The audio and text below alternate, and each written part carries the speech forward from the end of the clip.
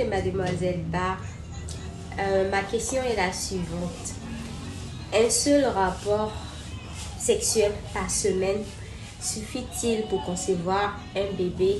Et si tel est vraiment le cas, quel est alors le moment propice pour le faire? Merci d'avance. Bonjour docteur, je suis Traoré Cléguina Rouna. Ma question est la suivante. L'alimentation a-t-elle une incidence sur la mise en route d'une grossesse? Merci. Bonjour docteur, moi c'est Diallo Alimatou. Ma question est la suivante. La prise des pilules est-elle un frein à la conception? Je vous remercie. Merci à nos fidèles téléspectateurs de poser leurs questions, de se prêter toujours au jeu et d'avoir des réponses. La question était sur la fécondité. Nous avons entendu, entre autres, la prise de pilule est-elle un frein à la conception? Et là, je vous propose d'écouter les réponses de notre spécialiste du jour.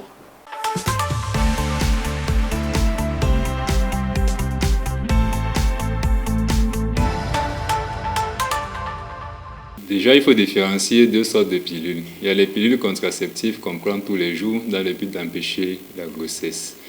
Là, pendant qu'on prend, il n'y a pas de risque de tomber enceinte. Du moins, le risque est très faible dans l'ordre de 0,2%. Et à côté de cela, il y a les pilules du lendemain. C'est une contraception d'urgence. Si on a eu un rapport pendant la période féconde et qu'on n'était pas prêt d'avoir des enfants, on peut prendre la pilule. Elle est aussi efficace lorsqu'elle est prise dans un délai de 3 jours à 5 jours après le rapport. Mais le problème vient du fait que souvent les dames prennent plusieurs pilules dans le même cycle. Plus on en prend, moins c'est efficace. Et là, ça peut exposer à des grossesses, ça peut exposer à des troubles du cycle plus tard. Par contre, celles qui prennent la pilule tous les jours n'ont pas de problème, la contraception est assurée et une fois qu'elles ont arrêté, le retour à la fertilité est immédiat.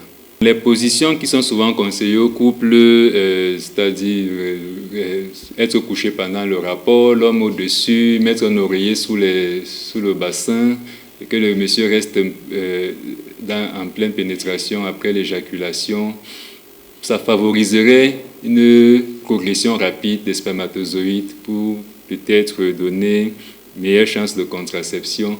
Mais les études faites sur ce sujet n'ont pas donné de résultats probants.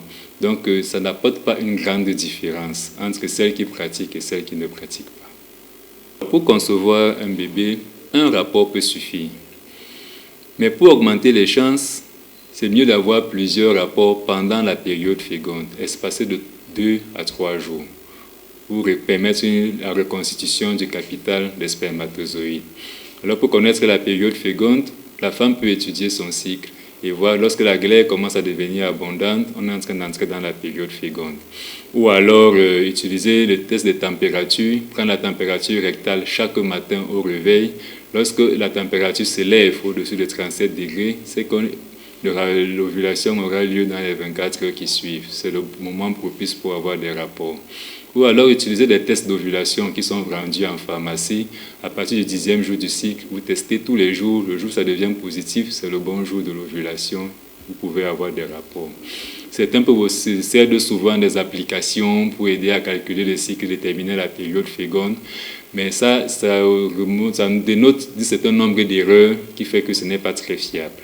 Les fumeurs et fumeuses peuvent réellement avoir des difficultés pour avoir des enfants parce que la cigarette détruit les spermatozoïdes. La cigarette détruit les ovaires, donc altère la qualité de l'ovulation. Il faut aussi dire par ailleurs que c'est source de cancer gynécologique, cancer de la vessie. Donc la fumée est vraiment l'ennemi de la grossesse. L'alimentation est très importante pour la grossesse, tant avant qu'après, parce qu'il y a des aliments qui peuvent empêcher de porter une grossesse viable. L'alcool est délétère pour la survenue d'une grossesse, et même si vous tombez enceinte dans un contexte d'alcool, ça peut entraîner beaucoup de complications chez le fœtus, entraînant des malformations, des fausses couches ou des avortements, des accouchements prématurés, et j'en passe. Par ailleurs, ceux qui ont un excès de poids lié à leur alimentation peuvent développer des problèmes métaboliques comme le diabète, l'hypertension, qui compromettent également les chances de conception et d'évolution d'une grossesse. Par ailleurs, une alimentation saine faite à base de beaucoup d'eau, on se fait de consommer beaucoup de légumes et fruits, améliore la qualité des ovaires, de vos cytes, améliore la qualité des spermatozoïdes. Donc, c'est le garant d'une bonne conception et d'une bonne grossesse pour un enfant sain. Et nous voilà à la fin de Santé 24. Merci de nous avoir suivis. Les programmes se poursuivent sur Business 24 Africa. À très bientôt.